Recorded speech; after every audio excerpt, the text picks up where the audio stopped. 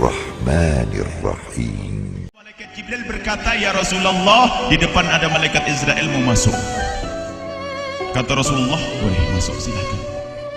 Kemudian malaikat Israel mengucapkan salam, dan setelah mengucapkan salam, malaikat Israel menawarkan, "Ya Rasulullah, aku disuruh oleh Allah untuk mencabut nyawamu atau membiarkan engkau."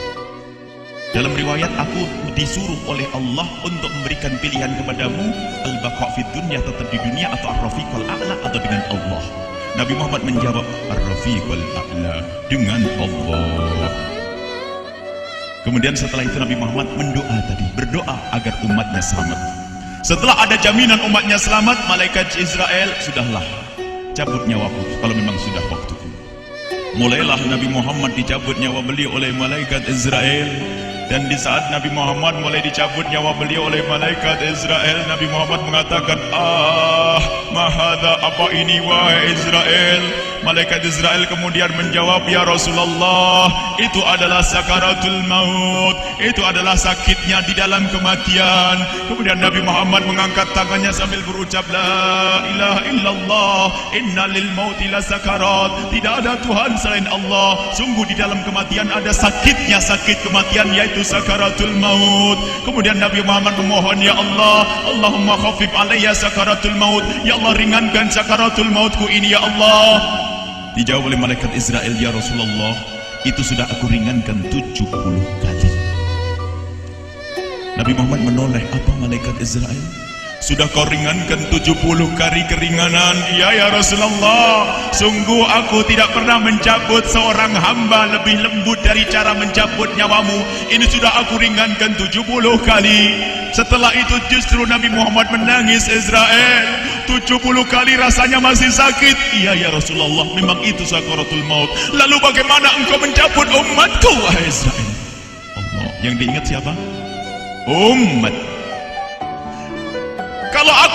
Kalau engkau mencabutku dengan ringan seperti ini masih sakit, bagaimana engkau mencabut umatku, ya Israel? Dijawab oleh malaikat Israel, "Umatmu manusia biasa, ya aku cabut." "Ya Rasulullah, begitu saja." Ya sudah, begitu. Nabi Muhammad menangis.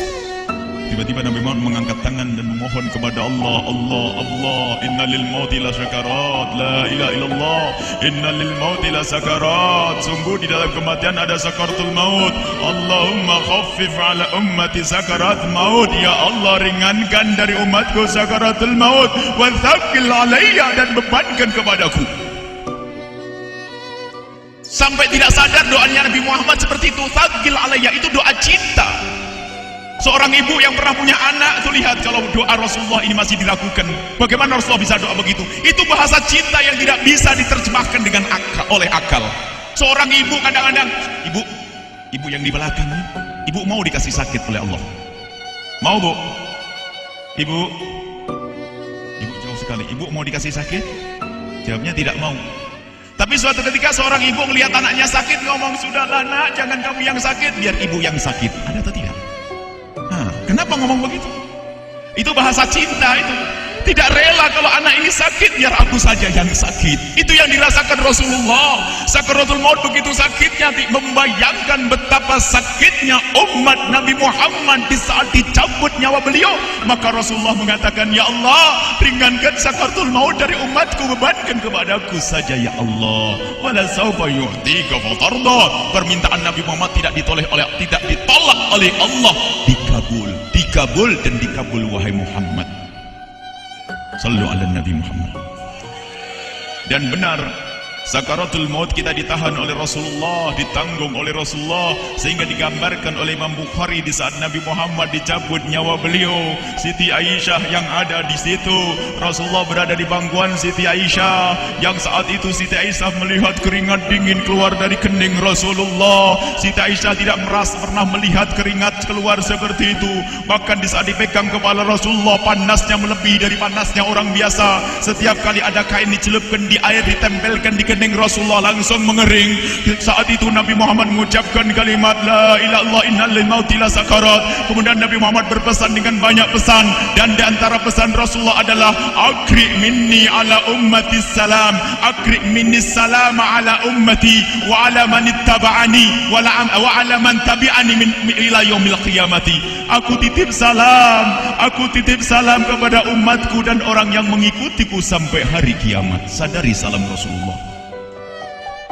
Sebelum meninggal masih ingat titip salam.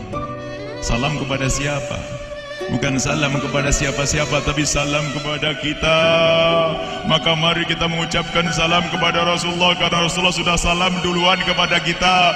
Mari kita sejenak bersalam kepada Rasulullah dan hadirkan Rasulullah ada di mata kita dan di hati kita. Mari kita bersama-sama mengucapkan salam. Assalamualaikum ya Rasulullah. Assalamualaikum ya Rasulullah. Assalamualaikum ya Habiballah. Assalamualaikum ya Nabi Allah. Rasulullah mengucapkan salam untuk kita. Dan di saat itu Rasulullah keringat dingin keluar, maka oleh Siti Aisyah diusap. Bayangkan saat itu Nabi Muhammad di pangkuan Siti Aisyah dan diusap oleh Siti Aisyah. Siti Aisyah berkata, keringat Rasulullah mengucur deras hingga aku usap, dan aku usap dengan tangannya Rasulullah. Diusap dengan tangannya Rasulullah. Siti Aisyah memegang tangan Rasulullah sendiri yang digunakan untuk mengusap keringat Rasulullah. Sahabat bertanya, Aisyah, kenapa harus dengan tangan Rasulullah tidak dengan tanganmu? Lihat jawab Siti Aisyah, karena tangan Rasulullah lebih lembut dari tanganku. Sallu ala Nabi Muhammad.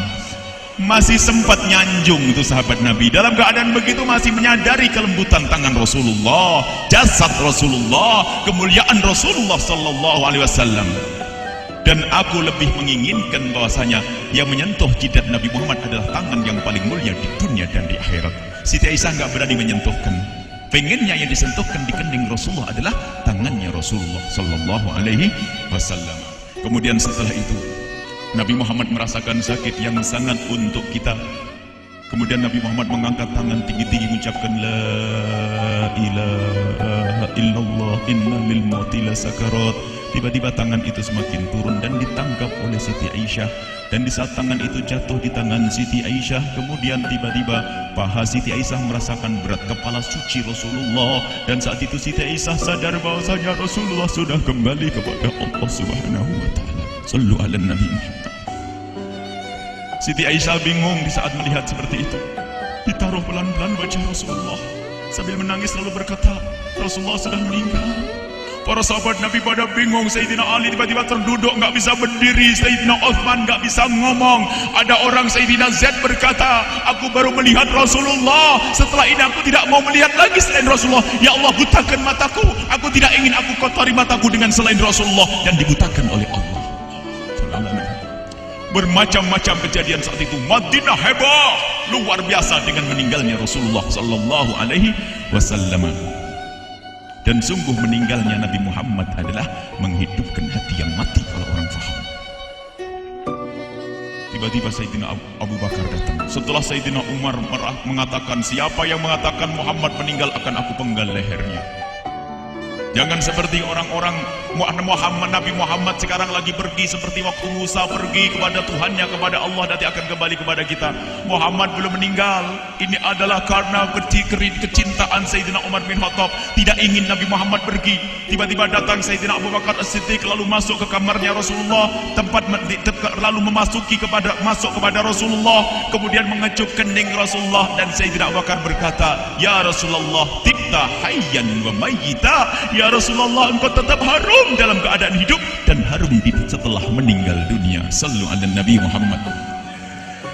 Hingga sampai setelah hari besoknya meninggal Rasulullah, Senin sore, Selasa malam, Rabu dikubur Rasulullah SAW.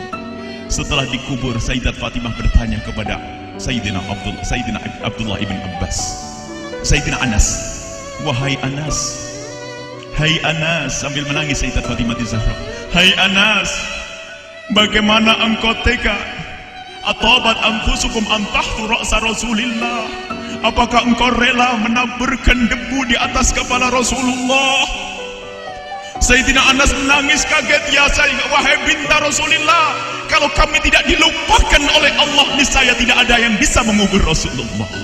Jadi saat itu dilupakan oleh Allah, sehingga mereka tidak menyadari melakukan itu semua. Kalau mereka sadar, tidak akan bisa mengubur Rasulullah sallallahu alaihi wasallam.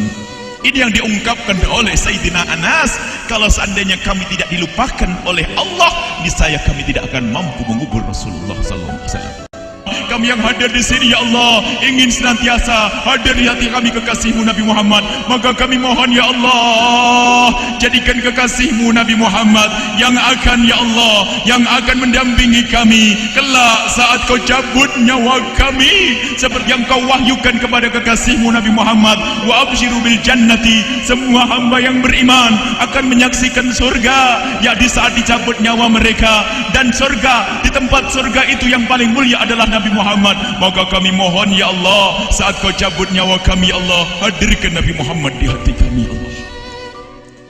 Dan kami mohon, ya Allah, saat di alam barzah nanti, ya Allah, saat yang sangat mengerikan itu, ya Allah, kami mohon hadirkan kekasih-Mu Nabi Muhammad, sehingga kami tidak takut dan gentar lagi dengan malaikat mungkar nakir.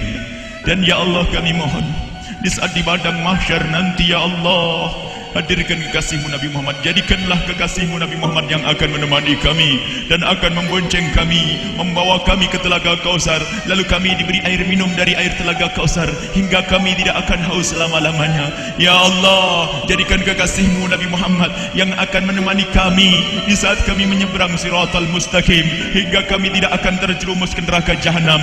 Dan jadikan kekasih-Mu Nabi Muhammad yang akan kami saksikan setiap saat di surga-Mu, ya Allah. Ya Allah, jadikan kekasih-Mu Nabi Muhammad yang senantiasa, ya Allah, kami lihat kelak di surga.